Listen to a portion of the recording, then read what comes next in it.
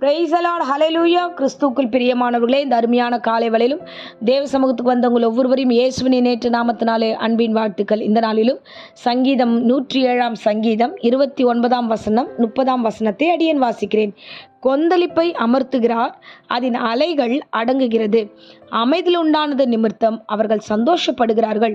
தாங்கள் நாடின துறைமுகத்தில் அவர்களை கொண்டு வந்து சேர்க்கிறார். ஆமேன், ஹல்லேலூயா.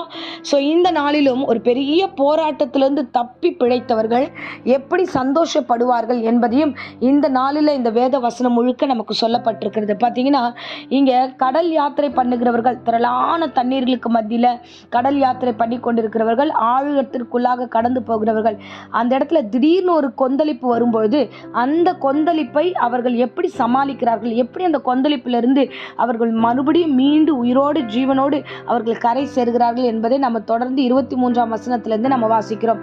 ஆமேன், ஹல்லேலூயா. ஸோ தேவ பிள்ளைகள் என்ன செய்தார்கள் என்றால் கர்த்தரை நோக்கி கூப்பிட்டார்கள். அதிலேயே 19 வசனத்தில் நம்ம வாசிக்கிறோம், ஆபத்து காலத்தில் கர்த்தரை நோக்கி அவர்கள் கூப்பிட்டார்கள், அவர்களுடைய இக்கட்டுகளிலிருந்து அவர்களை அவர் விடுவித்தார். ஆமேன், ஹல்லேலூயா, நீக்கலாக்கினார். அப்போ ஒரு பெரிய கொந்தளிப்பு வரும்போது, பெரிய யாத்திரை பண்ணும்போது, பெரிய பெருங்காற்று வீசும் போதும் எழும்பும் போதும் அலைகள் கொந்தளிக்கும் போதும் அந்த நாட்களில் ஜனங்கள் என்ன செய்தார்களோ அதை நாம் செய்ய வேண்டும். ஆமென், ஹல்லேலூயா. ஸோ தேவனை நோக்கி நாம் கூப்பிட வேண்டும், ஆண்டவரை நோக்கி கூப்பிட வேண்டும். பாருங்க, நம்மளை சுற்றி இருக்கிற அந்த கொந்தளிப்பு, நம்மளுடைய வாழ்க்கையில் ஏற்படுகிற திடீர்னு வாழ்க்கையில் ஏற்படுகிற பிரச்சனைகள், இந்த காரியங்கள் எல்லாம் நம்ம என்னன்னா நாம் நம்ம சுயத்திலேயே நம்ம பார்க்குறோம். இதை எப்படியாவது சமாளிச்சிடலாம், இது எப்படியாவது நம்ம பார்த்துடலாம், இது எப்படியாவது நம்ம மூடி மறைச்சிடலாம். அதெல்லாம் சும்மா அப்படியெல்லாம் ஒன்றுமே பண்ண முடியாது. அது எல்லாவற்றையும் கர்த்தர்கிட்ட கொடுக்கணும். ஏசப்பா, நீர் ஒருவர் மாத்திரம்தான் இந்த சூழ்நிலையை மாற்ற முடியும் என்று நீங்கள் தேவன் பக்கமாய் திரும்பும் பொழுது பாருங்க, பிரச்சனையை காட்டிலும், பிரச்சனையை செய்கிறவர்களை காட்டிலும் அதை அடக்குகிறவர் பெரியவர். ஆமென், ஹல்லேலூயா. என்ன ஆனாலும் சரி, மனுஷர்கள் தான் பிரச்சனைகளை ட்ரிகர் பண்ணுவாங்க. பிரச்சனைகளை உங்களுக்கு தேவையில்லாத குழப்பத்தை கொடுப்பாங்க. தேவையில்லாத சூழ்நிலைகள் கூட இருக்கிறவர்களே ஆபத்தில் கொண்டு போவார்கள். இது என்னவனா நடக்கட்டும், ஆனால் இதுக்கு எல்லாவற்றிற்கும் மேலாக ஒருவர் இருக்கிறார். இது எல்லாவற்றையும் அவர் பார்த்து கொண்டிருக்கிறார். ஆமென், ஹல்லேலூயா. அந்த பார்க்கிற தேவன் அந்த காரியங்களை சும்மா விட மாட்டார். எல்லாவற்றையும் அவர் ஒடுக்க வல்லவராக இருக்கிறார். ஆமென், ஹல்லேலூயா.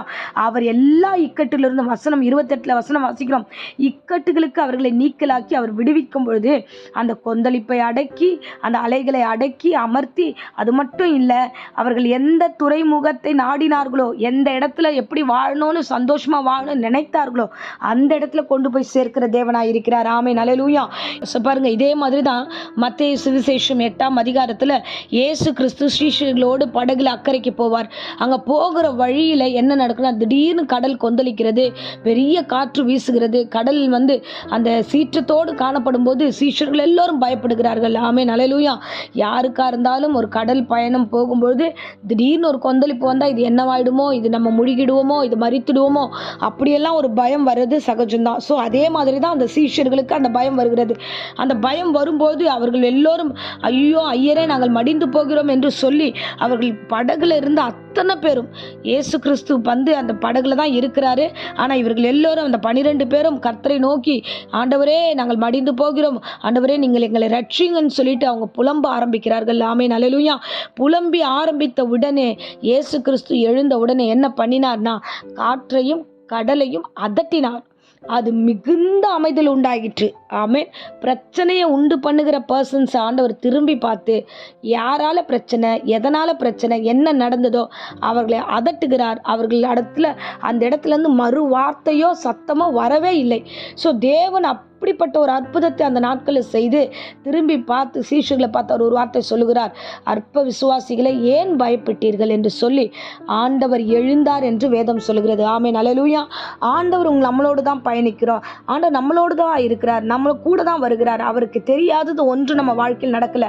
ஒரு காரியத்தை அனுமதித்திருக்கிறார், ஒரு காரியத்தை ஆண்டவர் உள்ளே அனுப்பியிருக்கிறார். கண்ணீர் வடிக்கிறோம், நம்ம புலம்புகிறோம், நம்ம பயப்படுகிறோம்னா ஒரே ஒரு விஷயம்தான், என்ன தெரியுமா, இது நிமித்தமா ஒரு பெரிய அமைதலை உண்டாக்கணும்.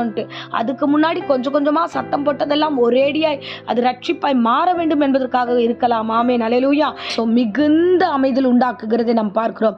தேவன் எல்லாவற்றையும் அடக்குவார், எல்லாவற்றையும் ஒன்றுமில்லாமல் செய்வார். தேவனாலே எல்லாம் எல்லாம் கூடும். ஆமென், அல்லேலூயா.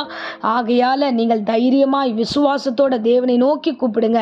அவர் இறங்கி வந்து அற்புதம் செய்வார். எந்த இடத்துல தெரியுமா? நீங்கள் எங்கே போய் துறைமுகம் நீங்கள் காண வேண்டும் என்று சந்தோஷமாய் ஆண்டவருடைய சமூகத்தில் ஒப்பு கொடுத்தீர்களோ அந்த இடத்துல கர்த்தர் உங்களை கொண்டு போய் நாட்டின துறைமுகத்திலே உங்களை சந்தோஷமாய் கொண்டு போய் சேர்ப்பார், கரை சேர்ப்பார். கர்த்தர் தாமே பெரிய அற்புதங்களை காண செய்வார். அமரச் செய்து அடக்க செய்து சந்தோஷத்தினால் இடைக்கட்டி உங்களை வழி நடத்துவார். அவருடைய கரங்கள் உங்களுக்கு அதிசயம் செய்யும். ஆமென், அல்லேலூயா. இப்பொழுதும் அடியேன் உங்களுக்காக ஜெபிக்கிறேன். அன்பு ரட்சகா, இவ்வளவு நேரம் எங்களோடு பேசின வேத வசனத்துக்காக ஸ்தோத்திரம். ஆண்டவரே அப்பா, கொந்தளிப்பை அமர்த்துகிற தேவன், கடல் அலைகளை அடக்குகிற தேவன், ஆண்டவரே உமக்கு ஸ்தோத்திரம். ஆண்டவரே ஒன்றுமில்லாத ஆண்டவரே அப்பா, எங்கள் மத்தியிலும் நீர் கிரியை செய்கிற போகிற கிருபைக்காக ஸ்தோத்திரம். ஆண்டவரே இந்த வேளையில் இந்த ஜெபத்தை கேட்டுக்கொண்டிருக்க ஒவ்வொரு பிள்ளைகளுடைய வாழ்க்கையில் எல்லா விதமான பயத்தையும் எல்லா விதமான பொல்லாத கிரியைகளையும் பயங்களையும் ஆண்டவரே இயேசு நாமத்தில் சபித்து கட்டுகிறேன். கர்த்தர் தாமே ஆண்டவரே ஆசீர்வாதத்தை கட்டளிடுவீராக. ஆண்டவரே நெகட்டிவாக எந்த விஷயத்தையும் யோசிக்காதபடிக்கு பலவீனமான சிந்தனைகள் எல்லாம் இயேசு நாமத்தில் சபித்து கட்டுகிறோம். சாட்சிகளாய் பிள்ளைகளை நிறுத்தும் ஆசீர்வதி. இந்த வேளையில் கூட வியாதி பலவீனங்கள் எல்லாம் ஆண்டவரை நீக்கி பூரண சுகத்தை ஆரோக்கியத்தையும் கொடுத்து வழி நடத்தும். இயேசு நாமத்தில் ஜெபிக்கிறோம் ஜீவனுள்ள நல்ல பிதாவே. ஆமென், ஆமென். Praise the Lord. God bless you.